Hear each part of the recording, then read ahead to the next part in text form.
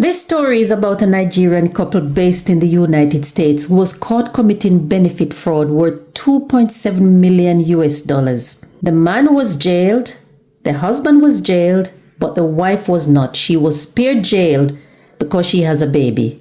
Hi guys, welcome and welcome back to my channel. If you're interested in real stories, lived experiences of immigrants abroad, then you're in the right place. So don't forget to subscribe to my channel so I can bring you more of these stories. Turn on that notification so you know when I post my next video.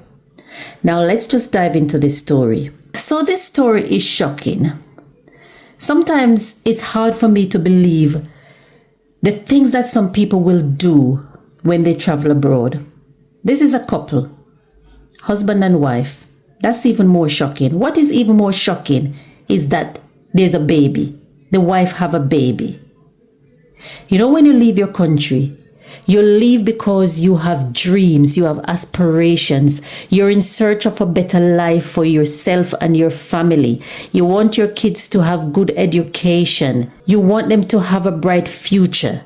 Those are some of the reasons why people leave their country. And then you go abroad to do this.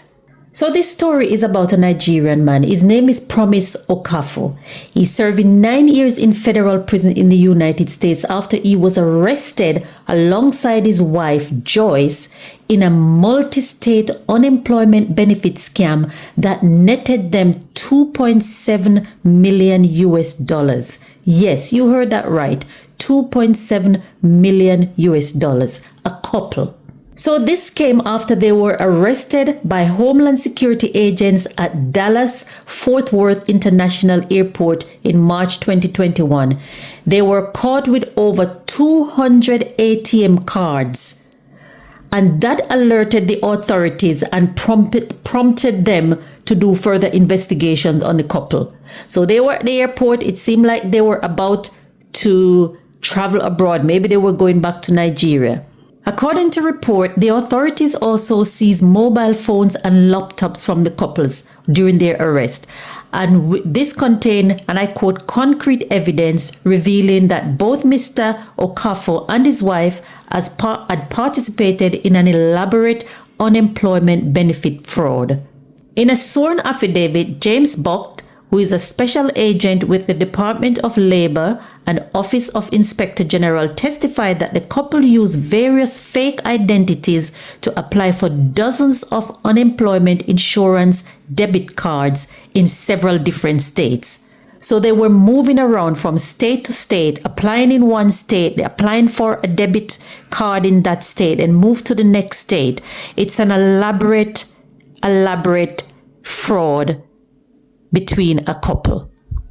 Mr. Buck went on to say that the couple was captured on CCTV at various ATMs across several states, including Ohio, Nevada, California, Virginia, Arizona, showing the duo using fraudulently obtained debit cards and stealing close to $3 million through the scheme. However, as part of a deal arrangement, only Mr. Okafor was indicted by prosecutors in September 22 to allow his wife to take care of their 9-month-old child. Mr. Okafor pleaded guilty to one count of conspiracy to commit wire fraud and failure to appear after a pre-trial hearing in September of same year.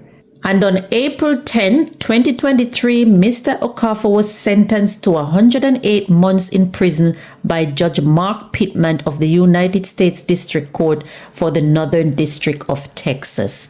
So he was sentenced to 108 months.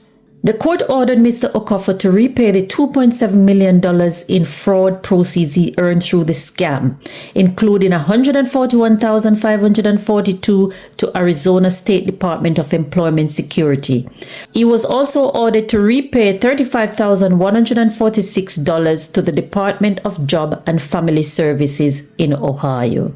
And in California, he is ordered to repay $1,807,000 to California's EDD Investigation Division, $540,806 to the Department of Employment Security Division Benefits Integrity Program, and in Nevada, he was ordered to pay $17,598 to the Virginia Employment Commission.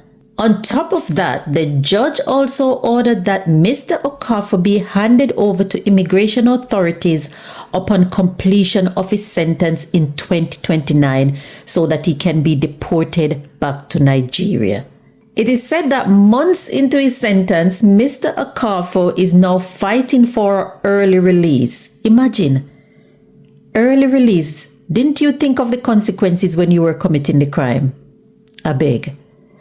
A judge recently denied a motion from the Nigerian to such release, and he is on course to complete a full term of his sentence with his release dated scheduled for 2029.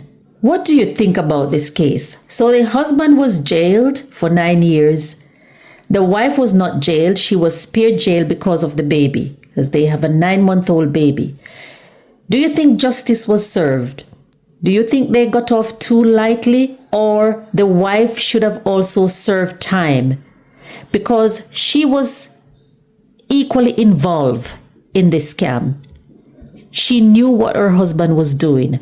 So do you think she got off lightly? Leave me a comment. I have said this before and I will say it again. Why do people continue to bring shame on their country, on their community, the community abroad and home? Because when people do things like this, it doesn't just affect the people committing the crime. It affects the whole community. It affects their country. So Nigerians abroad, everyone will be looking at you thinking, oh, they're all scammers. Everybody will be whispering. You walk into a place, you apply for a job, they look at your name, they say, oh, Nigerian, oh no, they're all scammers. They're going to scam us. Everyone will be generalizing about Nigerians living abroad. They will think all Nigerians are fraudsters and criminals. And this also impacts the immigration system. So other immigrants living abroad or immigrants who are applying for a visa to travel abroad, they look at you, look at the name, look at, oh, from Nigeria, oh no. So it affects the wider community. We all see the hostile immigration environment in America at the moment and in the UK. When you apply for a visa, they're going to make it more difficult for the wider community. What do you think about this? One person's action abroad can shape how an entire country is perceived. This is just greed. This is just greed. 2.7 million. It's just greed.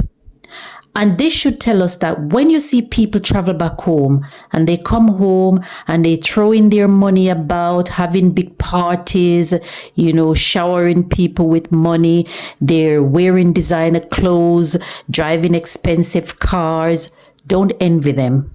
Don't envy them because you don't know where that money is coming from. Until they get caught, you would never know where that money is coming from. And don't get me wrong, there are a lot of people who go abroad, they work hard, they save, they enjoy their lives. But for some, it is the opposite. This couple gained millions temporarily, but now facing years in prison. Was it worth it? Let me know if you have any sympathy for the lady. Because the other issue here is that there's a baby involved and she was spared jail, but her husband is now in prison.